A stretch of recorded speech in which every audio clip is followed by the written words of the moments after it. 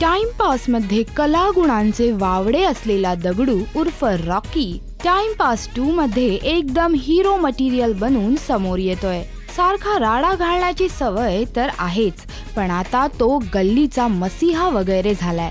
Rocky म्हणजे Dagdu fighting करतो आणि दुश्मनांना वठणीवर आणतो। तो नाचण्यातही अव्वल आहे। नुसता नाचत नाही तर नाचताना चेहऱ्यावर उत्तम एक्सप्रेशन्सही देतोय। सगळं काही कमावलंय, पैसा, बाबांसाठी इज्जत, गाडी, ॲम्ब्युलन्स, फक्त शिक्षण आणि पराजू या 2 महत्त्वाच्या गोष्टी त्याला मिळाल्यात की नाही याचा उलगडा होईल टाइमपास 2 मध्ये।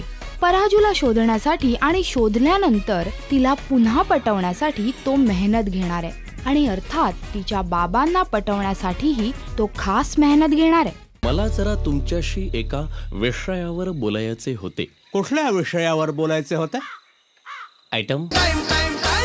आणि अर्थात त्याचे 4ही मित्र त्याच्या सोबत असणार आहेत। इनफॅक्ट पराजूची पुन्हा आठवण करून देण्याचं महत्त्वाचं काम पुन्हा एकदा कोंबडाच करतोय। मेन लोचा असा आहे की तुझ्यावर प्रेम करणारा कोणतरी आपला माणूस पाहिजे।